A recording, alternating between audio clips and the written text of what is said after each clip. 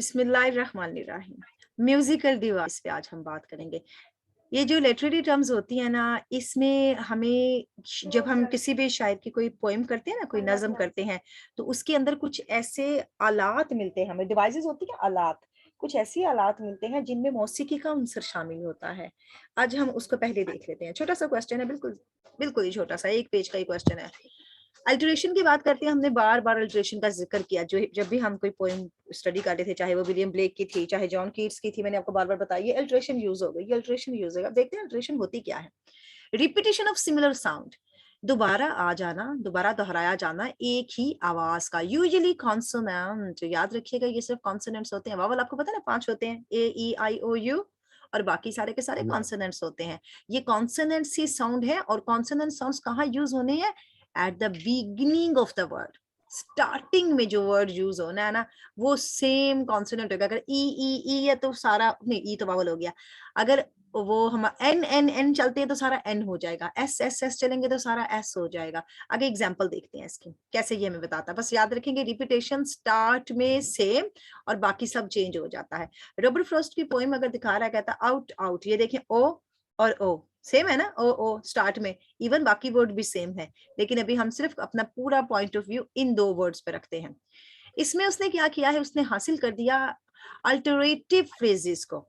एक ऐसे फ्रेज को दिया जो नेमुल बदल बन गया। नेमुल बदल बन गया यानी एस वही रहा, बाकी सारे के सारे वर्ड चेंज हो गए। जैसे स्वीट सेंटेड, स्वीट के ये सारे स्पेलिंग चेंज है, बस एस सेम है। और एस क्या है? कॉन्सोनेंट है। कॉन्सोनेंट कहाँ यूज हुआ है? बिगिनिंग ऑफ द वर्ड, ठीक है। और स्टफ पे आ जाए, ये तीसरा वर्ड है, स्वीट सेंटेड स्टफ, तो स साउंड यूज हुआ। अल्टरेशन किसकी हुई? किसको बार बार तब्दील किया गया? एस के बाद आने वाले सारे अल्फाज को तब्दील कर दिया गया, अल्टर कर दिया गया ना, उनका नेमुल बदल ढूंढ लिया गया। लेकिन पहला, जैसे कहते हैं ना, जड़ वही रही, बाद में सारे उसने स्टेम, लीफ और फ्लावर्स को चेंज कर दिया। और ये कौन सा साउंड था? एस का साउंड था। रिपीटेशन होगी किसकी? Initial sounds, initial consonant sound के बाद रिपीटेशन होगी। इनिशियल होता है इब्तदाई, इब्तदाई जो साउंड था हमारे पास कॉन्सोनेंट का, उसके बाद सारा उसने ये चेंज किया है।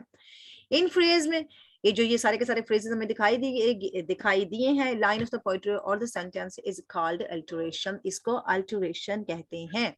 ठीक हो गया, तब्दील कर देते हैं बस इब्तदाई हिस्से के बाद। एग्जांपल्स देख लेते हैं। पोए फेमस जो है उनकी लाइन क्या है? The vial, the violet and the vine. तो कौन सा साउंड बार बार आया है? We sound. वॉयल क्या होता है? सारंगी होती है। और वॉयलेट क्या? वॉयलेट कलर है ना, वो जो जामुनी सा कलर होता है, वॉयलेट कलर हो जाता है।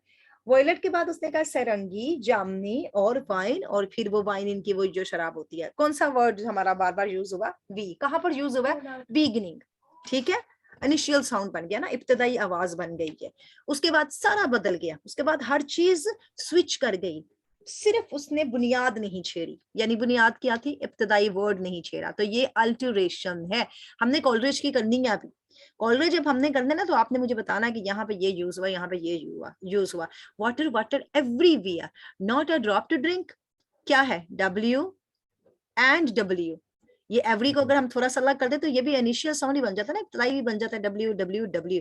अब ड्रॉप टू ड्रिंक, अब ड्रॉप और ड्रिंक पहला वाला ही है ना, डा डा, डब्ल्यू साउंड और डी साउंड जो है, ये कॉलरेज की time of the ancient minor आपने स्टडी करनी है, उसमें आपको ये मिलेंगी लाइनें।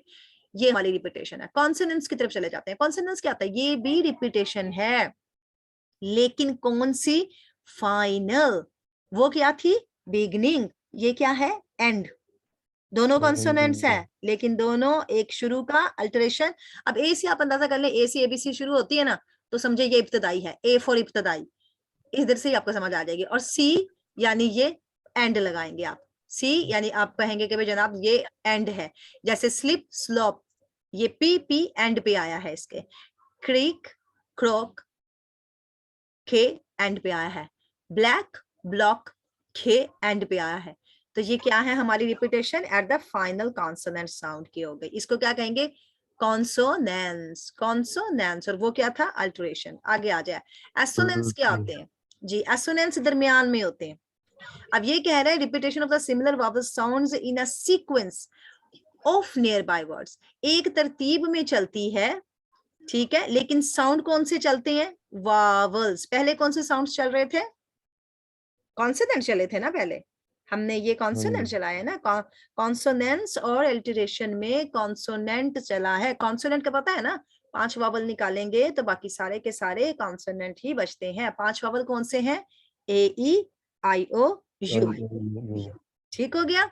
अब ये एसोनेंस जो है ना, बड़ा आसान है इसको समझना, कि ये सिर्फ वावल्स की बात करेगा। वावल दरमियान में भी हो सकता है, वावल शुरू में भी हो सकता है, वावल एंड में भी हो सकता है, ये मिडिल में भी आ सकता है, कहीं भी आ सकता है, वावल आएगा, बस वावल आएगा। ठीक हो गया।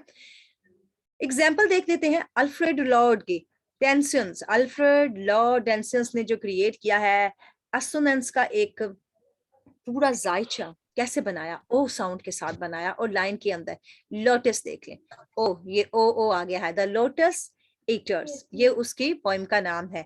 All day the wind breathes low, oh आया साउंड।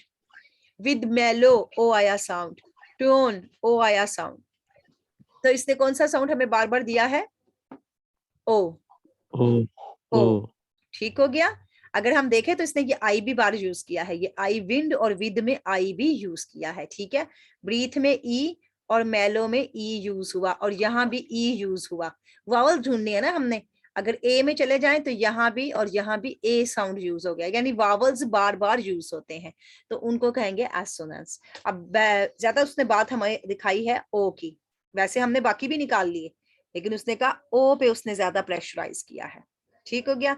नर्सरी राइम अगर हम देखते हैं ना, twinkle twinkle little star how I wonder what you are, तो इसमें भी देखें तो ए साउंड जो है और आई साउंड जो है, ये वाला, ये दोनों साउंड्स यूज हुए हैं, यानी यहाँ पे आई और यहाँ पे ए और यहाँ पे ए, यहाँ पर भी ए। पता लग गया आपको इसका? रिपीटेशन की तरफ आ जाते हैं। रिपीटेशन क्या है? अल्फाज का, आवाजों का, फ्रेजेस, मुहावरात का लाइंस के अंदर आ जाना, और उन अनासिर का जो कि सेंटेक्स बनाते हैं। सेंटेक्स हमारा लिंग्विस्टिक का वर्ड है जिसका मतलब होता है structure of the sentence. Structure of the sentence, जिनसे सेंटेंस बनता है। बार बार उसमें चीज दोहराई जा सकती है, मैं कहेगा कि भाई शायद दोहराई जा सकती है विद इन अ पोएम, किसी भी नज़म के अंदर। समटाइम्स रिपीटेशन कैन इनहेंस, बाजुकात तो ये रिपीटेशन क्या करती है, ये बढ़ा देती है, इनहेंस कर देती है। किसको इनहेंस करती है? एक उनसर को, वो उनसर जो मीनिंग देता है। ठीक है, बट एट अदर टाइम्स, लेकिन बाजू का इट कैन डिल्यूट, और डिल्यूट का मतलब होता है कमजोर कर देना। बाजू का तो ये उनसर बढ़ा देती है, रिपीटेशन जो होती है, बार बार किसी अल्फाज का आना, जैसे ट्विंकल ट्विंकल 2 मरतबा यूज हुआ है ना ये लफ्ज। ठीक हो गया। वाटर वाटर वो पीछे 2 मरतबा इस्तेमाल हुआ था। बाजू का तो ये जोर देने के लिए दिया जाता है ना, कि मैंने प्रेशराइज किया है। Water water twice a time we used. Twinkle twinkle enhance कर दिया हमने उस वर्ड को, लेकिन बाजुकात ये इसको डिल्यूट कर देता है, कमजोर कर देता है, और डिसाइपेट कर देता है। डिसाइपेट भी अगर हम कहेंगे तो मुंतशिर कर देना, हमारी तवज्जो को खिला देना। अगर हम एक वर्ड की रिपीटेशन यानी दोहराते हैं, लफ्ज दोबारा दोहराते हैं, जैसे वो बाजुकात उन्होंने दोहराए थे ना, वट वट वट, एनाफोरा की सूरत में बार बार एक ही लफ्ज उसने दोहराया। रिफ्रेन पे चले जाते हैं। रिफ्रेन क्या करते हैं जनाब? इसका मतलब होता है रोकना किसी चीज को। अगर हम रिफ्रेन करते हैं, परहेज करते हैं, किसी चीज से रुकते हैं, रेगुलरली रिपीटेड लाइंस, और उनको बार बार लाइनों के अंदर इस्तेमाल किया जाता है, तो ग्रुप ऑफ लाइंस जो होते हैं ना इन अ पोएम और अ सॉन्ग में, जो भी कोई बार बार दोहराए जाए, बार बार उनको इस्तेमाल किया जाए, और दोबारा रेगुलरली उसको इस्तेमाल किया जाए। लाइन को, लफ्ज की बात नहीं अब कर रहा, अब किसकी बात कर रहा है? लाइन की। पीछे हमने किसकी बात की है रिपीटेशन में? लफ्ज की बात की है।